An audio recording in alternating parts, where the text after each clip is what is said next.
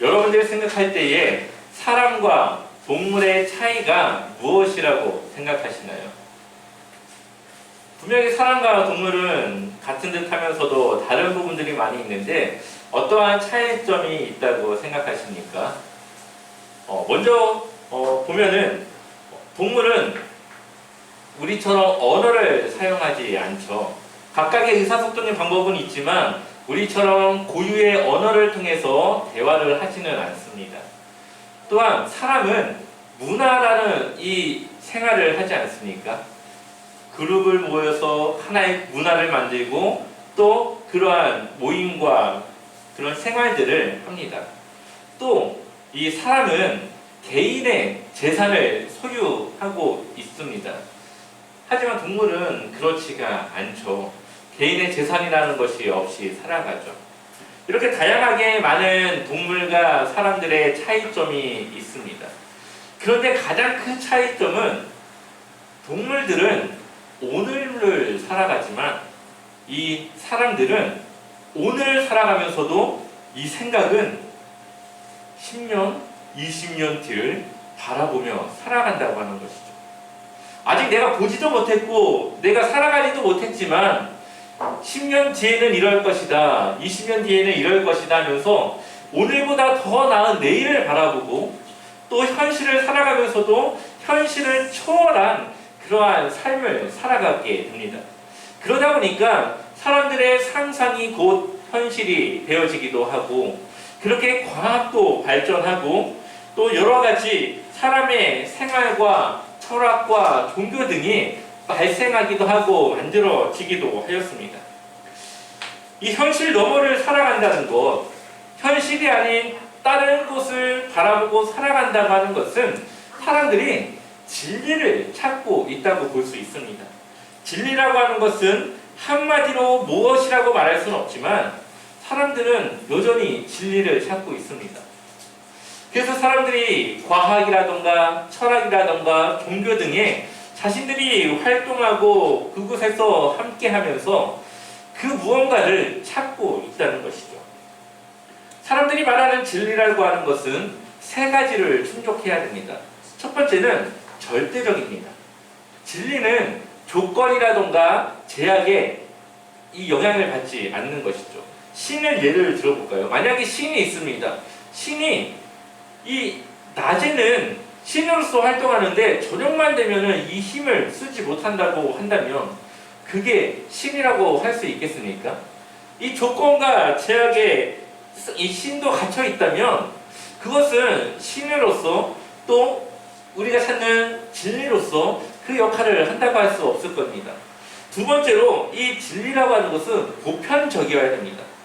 누구에게는 이것이 해당되고 누구에게는 그것이 해당되지 않는다면 그것은 진리라고 말할 수가 없겠죠. 그래서 한국에서는 신으로서 역할을 하지만 한국만 넘어가면 아무런 힘도 쓸 수 없는 그러한 신은 우리가 진리라고 말하지 않습니다. 세 번째는 불변성입니다. 변하지 않아야 됩니다. 오늘은 능력이 있었는데 내일 되니까 능력이 사라졌다면 그것은 진리가 아니죠. 오늘이나 내일이나 또 과거나 불변하는 것이 바로 진리라고 사람들은 말합니다. 이러한 진리의 조건들이 어디서 시작됐는지 누가 그것을 그렇게 만들었는지는 알 수 없지만 사람들이 말하는 진리는 이 세 가지 조건을 충족하는 것을 봅니다. 여전히 사람들은 진리를 찾고 있고 탐구하고 있고 이 세상의 진리가 무엇인지를 고민하며 헤매고 있습니다. 여러분들은 무엇이 진리라고 생각하십니까? 여러분들이 생각하는 진리는 무엇입니까? 성경은 우리에게 진리가 무엇인지를 말씀하고 있습니다. 사람들이 찾고자 하는 이 진리는 바로 하나님 말씀 안에 있고 하나님 안에서 발견될 수 있다라고 성경은 우리에게 말씀하고 있죠. 요한복음 14장 6절을 같이 읽어볼까요? 요한복음 14장 6절 함께 읽어보겠습니다. 예수께서 이르시되 내가 곧 길이요 진리요 생명이니 나로 말미암지 않고는 아버지께로 올 자가 없느니라. 아멘. 예수님은 스스로를 뭐라고 말씀하십니까? 진리라고 말씀하고 있습니다. 앞서 말씀드린 이 세 가지 조건을 한번 예수님께 대입해 보면 예수님은 조건과 환경을 초월하신 하나님이시죠. 그에게는 절대적인 힘이 있습니다.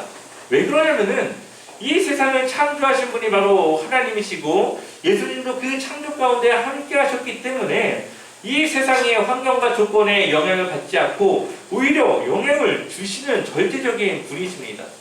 또한 두 번째로 예수님은 보편적이시죠. 그분이 행하신 그 십자가가 누구에게는 해당되고 누구에게는 해당되지 않는 그런 것이 아닙니다. 믿음이라고 하는 것을 갖기만 하면 그 조건만 충족하면 누구에게나 구원이라고 하는 그 십자가의 은혜를 경험할 수 있습니다.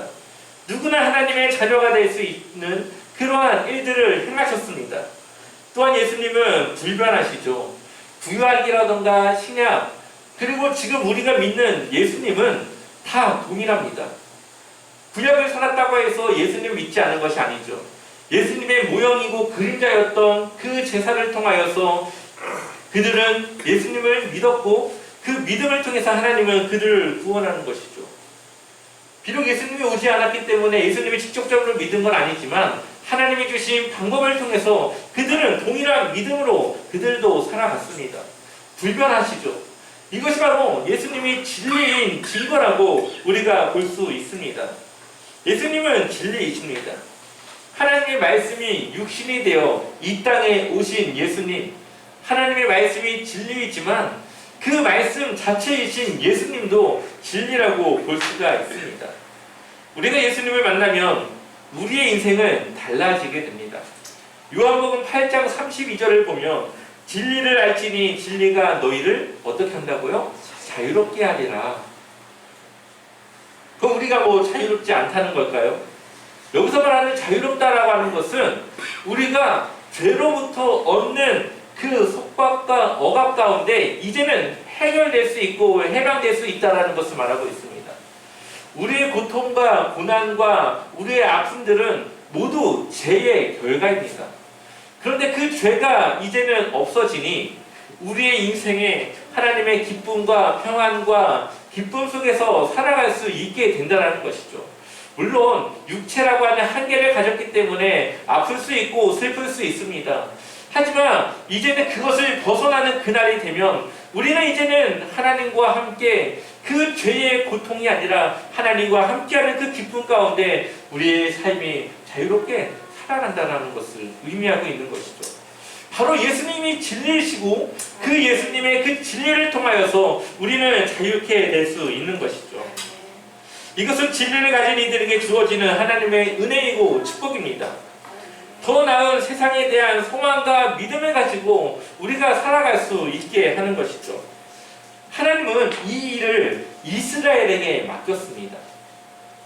이스라엘을 통하여서 하나님을 전하기를 원했고 이스라엘을 통하여서 하나님이 드러나기를 원하셨습니다.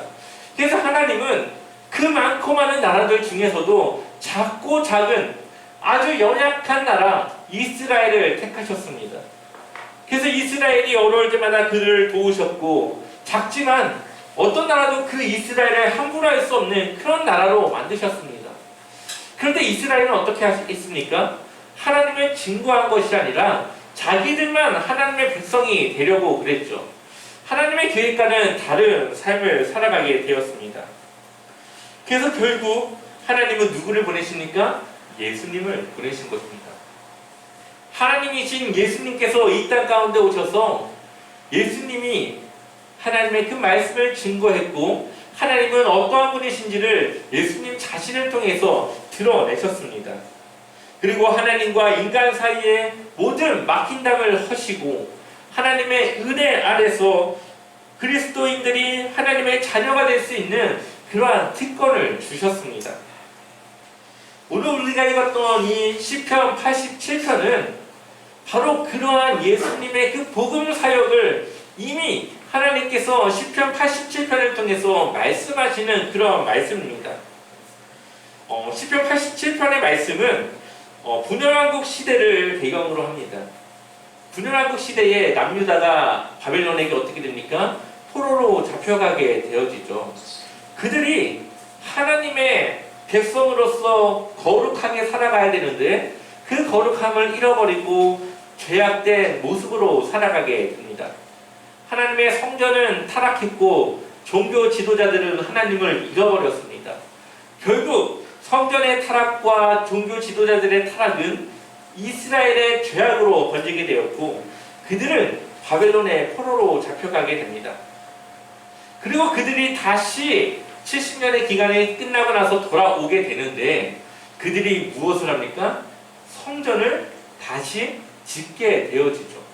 이 성전을 짓는다고 하는 것은 1차적으로는 무너진 성전을 짓는 것이지만 영적으로는 하나님과의 신앙과 관계를 회복한다고 하는 의미가 있습니다. 그런데 이 지금 바벨론에서 돌아온 사람들을 보게 되면은 대부분 어떤 사람들일까요?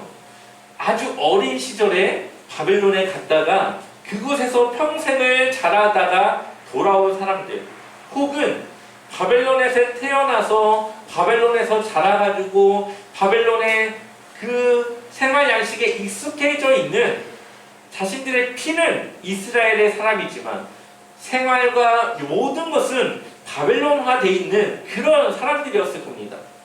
그런데 이들이 이제 돌아와서 성전을 지으려고 하니까 마음에 무슨 마음이 들까요? 굳이 이거 지어야 되나? 성전 이거 안 지어도 우리 잘 살 수 있을 것 같은데 성전을 왜 지어야 되는지에 대한 목적도 없고 자신들이 어떠한 민족인지에 대한 정체성도 없었을 겁니다. 그래서 에스라와 학개가 그들에게 말씀을 가르쳐서 그들이 다윗의 혈통을 따라 또 하나님의 선택한 백성으로서 그들이 어떠한 민족인지를 가르치고 그들이 무엇을 해야 되는지를 가르쳤던 이유가 바로 거기에 있는 것이죠. 그리고 이러한 하나님의 말씀을 가르침을 통해서 이들이 우리가 성전을 그래서 지어야 되는구나, 아마 이러한 것들을 가르쳤을 겁니다. 오늘 시편 87편도 똑같습니다. 이들이 성전을 짓는데 너무 힘들고 어려우니까 그들이 포기하고 싶었던 그때에 시편 87편을 기록한 이 사람은 이 성전을 통하여서 하나님께서 무슨 일을 하실지에 대해서 기록을 하면서 그들이 성전 짓는 것을 다시 시작할 수 있도록 독려하는 것이죠. 한번 87편 1절의 말씀을 같이 읽어볼까요? 함께 읽어보겠습니다. 그의 터전이 성산에 있음이요. 아멘. 여기서 말하는 그의 터전은 무엇일까요? 바로 하나님의 성전입니다. 예루살렘 성전을 말하는 것이죠.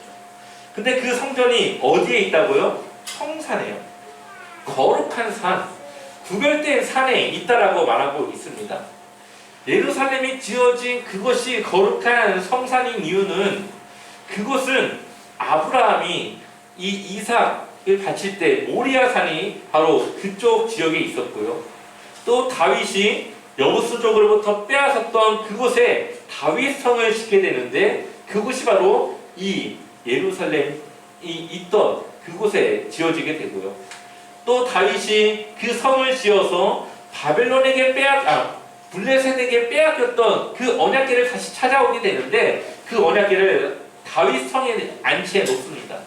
그러니 이 예루살렘 성전이 지어진 이 장소는 아브라함 때부터 해서 이 다윗 시대를 넘어서 늘 하나님의 거룩한 장소로서 하나님이 특별히 지정하신 장소라는 것을 이야기하는 것이죠. 그래서 이곳은 거룩한 곳입니다. 그래서 2절은 이곳을 시온이라고 말합니다. 2절 말씀 같이 읽어볼까요? 함께 읽어보겠습니다. 여호와께서 야곱의 모든 거처보다 시온의 문들을 사랑하시는도다. 아멘. 야곱의 후손들이 이스라엘 백성들입니다.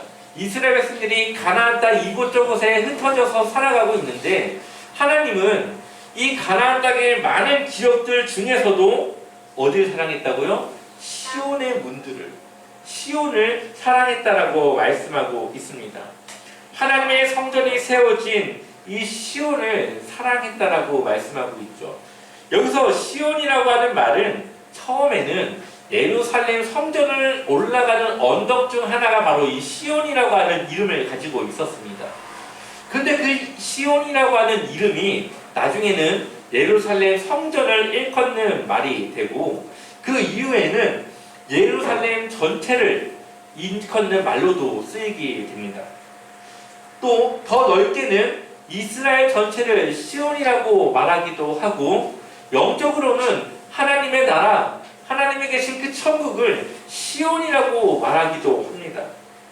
결국 이 시온, 하나님의 성전, 이 모든 이 말의 중심에는 하나님의 임재가 있어야 된다고 하는 것이죠. 하나님이 임재하신 예루살렘 성전, 또 예루살렘, 이스라엘, 하나님이 계신 하나님의 나라, 이 모든 것은 하나님의 중심으로 있는 하나님의 거처이기 때문에 시온이라고 하는 것을 갖고 있습니다. 하나님의 성전은 아무 곳이나 지어진 것이 아니라 하나님이 아브라함 때부터 일찍이 구별하셔서 거룩하게 하신 그곳에 하나님의 성전이 지어졌다는 것을 우리는 볼 수가 있습니다. 그리고 하나님은 다른 것들보다도 이 시온을 사랑하셨다고 말씀하고 있죠. 이것은 곧 하나님이 우리를 사랑하신다라는 말입니다. 우리가 하나님의 거룩한 성전이지 않습니까? 우리 안에 하나님의 그 성령이 임재하고 계시고 우리가 하나님의 거룩한 백성으로서 살아가고 있는데, 하나님은 다른 누구보다도 우리를 사랑하신다는 것이죠. 그렇기 때문에 우리는 늘 하나님의 성전으로서 구별되어져야 하고 늘 하나님의 그 성전으로서의 일을 감당해야 합니다. 하나님의 사랑은 우리를 향하고 있습니다. 하나님은 이 세상을 움직이고 계시고 관리하고 다스리시지만 늘 하나님의 눈과 시선과 관심은 하나님을 믿는 자녀들에게 있다라는 것이죠. 그래서 야곱을 도우셨던 하나님, 당대 의인이었던 노아를 통해서 세상을 구원하신 하나님, 늘 하나님은 죄인들을 향한 그런 마음도 있지만 늘 우리를 보시고 우리를 사랑하시고 있다는 것입니다. 우리가 얼마나 특별한 존재이고 우리가 얼마나 귀한 존재인지 하나님은 우리의 이 말씀을 통해서 우리에게 알려주고 있습니다. 그렇기 때문에 우리는 거룩을 유지해야 되는 것이죠. 세상이 타락하고 세상이 악해지고 세상의 많은 편법으로 많은 권력과 많은 것들을 누리려고 하는 그때에 우리는 하나님의 말씀으로 또 세상과 다른 방법으로 세상과 구별된 행동과 삶으로 우리는 우리의 거룩함을 드러내야 되는 것이죠. 이것이 우리가 성전으로서 해야 될 일입니다. 그것이 우리가 살아가야 될 삶입니다. 우리의 거룩함이 무너질 때에, 세상과 구별하는 그 경계선이 무너질 때에 우리의 신앙은 무너지는 것이죠. 우리는 거룩함을 통해서 하나님과의 신앙을 유지해 나갑니다. 우리의 그 거룩함을 보고 하나님은 우리를 영광스럽다, 그렇게 말씀하십니다. 우리 한번 3절 말씀 같이 읽어보겠습니다. 함께 읽겠습니다. 하나님의 성이여 너를 가리켜 영광스럽다 말하는도다. 아멘. 그 거룩한 성산 위에 지어진 하나님의 그 성전을 보고 영광스럽다 라고 말한다고 하고 있습니다. 이것을 쉬운 성경으로 말하면은, 오 하나님의 성이여 너에 대한 칭찬이 자자하다. 여러분들이 그 거룩함을 지키고 살아갈 때에 하나님은 여러분들을 칭찬하신다고 말하고 있습니다. 세상과 구별돼 살아가는 것이 쉽지 않고 어렵습니다. 하지만 거기에는 영광이 있고 하나님의 인정함이 있고 하나님의 그 칭찬을 받을 수 있습니다. 우리가 거룩함을 지키는 그것은 하나님을 향한 믿음을 드러내는 것이고, 이스라엘이 하나님을 위해 하지 못했던 그 거룩함을 우리가 다시 이어서 나타내는 것이죠. 세상의 문화와 흐름을 역행하는 힘이 바로 이 거룩함을 유지하는 것입니다. 마태복음 5장 16절을 보면 이같이 너희 빛이 사람 앞에 비치게 하여 그들로 너희 착한 행실을 보고 하늘에 계신 너희 아버지께 영광을 돌리게 하라, 그렇게 말씀하고 있습니다. 세상 사람들이 하나님을 어떻게 알겠습니까? 그래서 예수님이 오셔서 그 하나님을 나타내신 것이고, 이제는 그 예수님의 모습을 우리가 본받아서 그 예수님의 모습을 나타낼 때에 사람들은 우리를 통하여서 하나님께 영광을 올려드린다라고 말하고 있습니다. 이것이 바로 우리가 거룩한 성전으로서 해야 할 일입니다. 여기서 말하는 선한 행동은 무엇일까요? 단지 착한 일일까요? 세상 사람들이 말하는 그 착한 기준에 따라서 행하는 것일까요? 하나님의 기준에서 보면 이 선한 행실이라고 하는 것은 세상과 구별된 삶, 악을 멀리하고 하나님을 가까이 하는 삶, 하나님의 말씀에서 우리에게 지침하고 있는 그 말씀을 따라 살아가는 그것을 말하고 있습니다. 그래서 우리가 악을 선으로 이기는 것, 그것이 바로 하나님의 그 거룩함을 통해서 이 세상과 다른 모습을 통해 그들에게 어떻게 살아가야 되는지를 보여주는 것이죠. 그렇게 살아갈 때에 사람들은 하나님을 바라볼 수 있고 하나님을 인정할 수 있게 되는 겁니다. 세상의 그 악함에 쩌들어 사는 그 사람들에 대한 회의적인 그 마음을 들었던 그 사람들이 아무런 희망을 갖고 있지 않을 때에 세상과 구별된 우리의 모습을 통하여서 저긴 진짜 다르구나, 진짜 저 사람들은 그래도 뭔가가 다르구나라는 것을 인정하고 그렇게 하나님을 찾아오는 사람들이 있어야 되지 않겠습니까? 그 일을 이스라엘에게 맡겼는데 그들은 그것을 실패했고, 이제 하나님은 수많은 이방인들을 통하여서 그들 주변에 있는 사람들과 가족들에게 그러한 삶을 살아가도록 지금 임무를 맡겨주신 것입니다. 그래서 하나님은 이 세상에 더 많은 사람들이 하나님의 자녀로서 살아가고 더 많은 사람들이 믿음을 가지고 살아가길 원하고 있습니다. 시편 87편은 바로 그러한 하나님의 계획에 대해서 일찍이 이야기하고 있고 말씀하고 있습니다. 시편 87편 4절을 보면 나는 라합과 바벨론이 나를 아는 자 중에 있다 말하리라. 보라, 블레셋과 두로와 구스여 이것들도 거기서 났다 하리로다. 아멘. 여기서 말하는 라합은 우리가 성경 속 그 기생 라합을 말하는 것이 아니라 이 라합이라고 하는 말은 맹렬, 물의 자만이라고 하는 뜻을 가지고 있습니다. 신학 속에서 나오는 바닷속 생물을 라합이라고 말을 하는데, 이 라합이라고 하는 말을 보통은 이 성경 속에서는 이집트, 애굽을 지칭할 때 쓰기도 합니다. 그러니 여기서 나는 이집트, 애굽과 바벨론이 나를 아는 자 중에 있다 말하리라. 하나님을 지금 안다고 말하는 것이죠.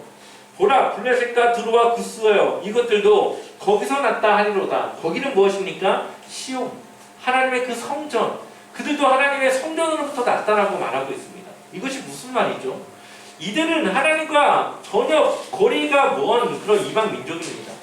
오히려 하나님을 믿는 백성들을 탄압했고 그들을 힘겹게 했고 하나님과 다른 길을 살아가던 나라들입니다. 근데 이들이 지금 뭐라고 말합니까? 내가 하나님으로부터 났다, 내가 하나님의 성전 시온으로부터 났다라고 말하고 있는 것이죠.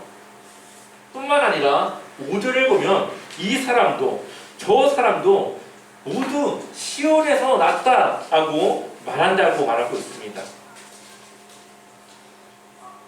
이것은 하나님의 이 복음이 결국은 이스라엘을 넘어 전 세계로 퍼져나가 이 이방 나라의 모든 지역에서 하나님을 인정하고 하나님을 통하여서 구원받은 그들의 신앙의 고백이 일어날 것이라고 하는 것을 지금 이야기하고 있는 것이죠.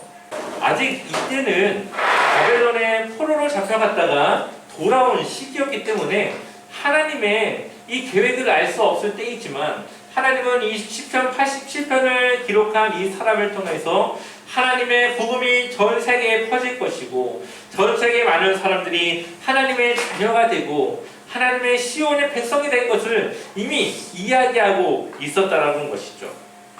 그렇기 때문에 성전을 짓는 사람들이, 이때 당시 성전을 다시 짓고 있는 사람들이 왜 성전을 지어야 되는지 모를 때에 너희들이 짓고 있는 그 성전을 통하여서 이 세상의 많은 사람들이 하나님의 자녀가 되고 하나님의 귀한 백성이 될 것이라고 하는 것을 이야기하면서 빨리 우리가 이 성전을 지어야 되는 이유에 대해서 그 이야기를 하면서 독려하고 그들의 마음에 다시 한번 그 힘을 일러주는 것이죠.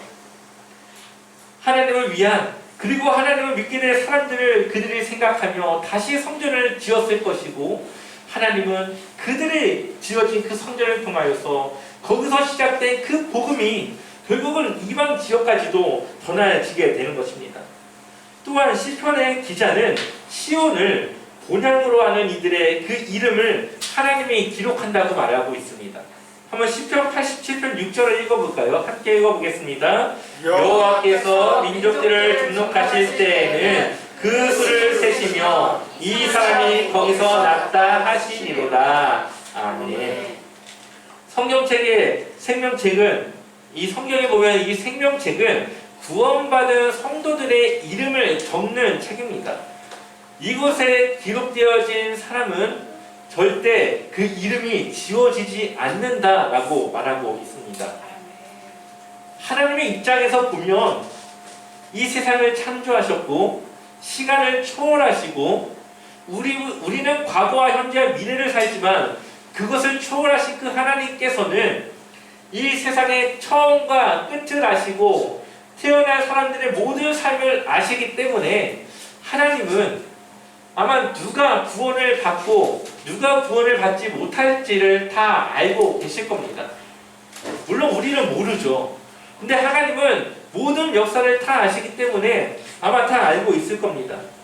그래서 하나님은 그 사람들의 이름을 생명책에 적어놓고 구원받는 자들은 그 구원을 잃지 않도록 그들이 인도하시고, 또한 구원에 대한 확신을 갖지 못한 사람들에게는 구원받은 성도들을 통하여서 그들에게 복음을 끊임없이 전하게 하며 그들이 하나님의 자녀가 될 수 있도록 계속적으로 우리를 사용하실 겁니다.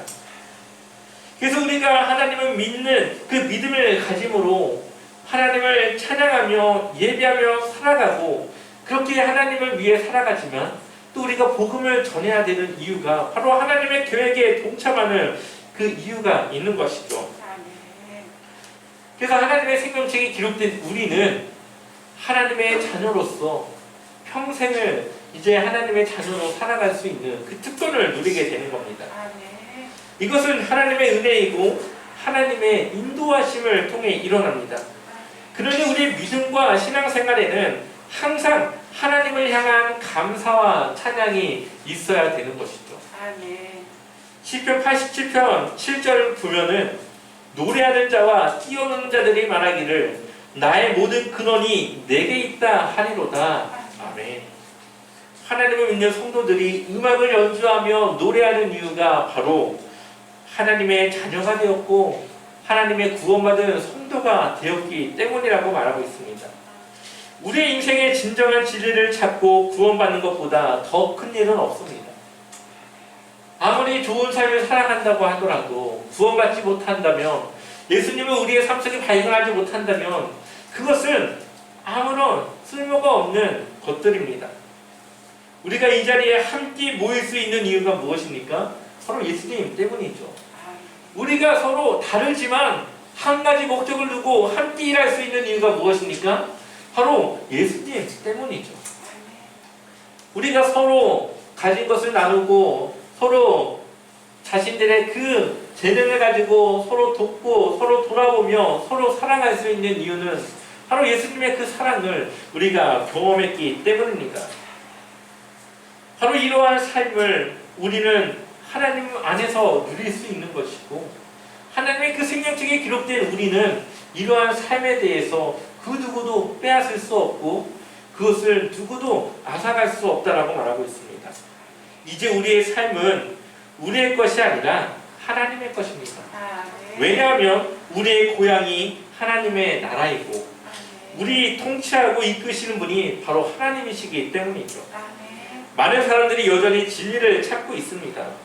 그러나 우리는 이미 진리를 통해 죄로부터 자유케 되었고 하나님의 나라를 소유하며 그 나라를 꿈꾸며 소망하며 기다리고 있습니다. 하나님이 우리에게 원하시는 것은 진리 대신 예수 그리스도를 또 다른 이들에게 전하는 것이고, 그 일을 위해서 우리가 하나님의 거룩한 성전으로서 거룩한 삶을 살아가길 원하고 계십니다.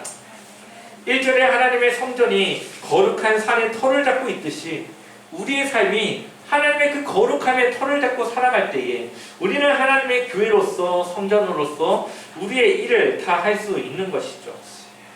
우리가 예수 그리스도의 복음을 전해야 되고 나타낼 수 있어야 됩니다. 요한삼서 1장 2절은 우리에게 말하길 사랑하는 자여 내 영혼이 잘된 같이 내가 범사에 잘되며 내가 강권하기를 내가 강구하노라 라고 말씀하고 있습니다. 우리 인생의 잘됨은 어디서부터 시작합니까?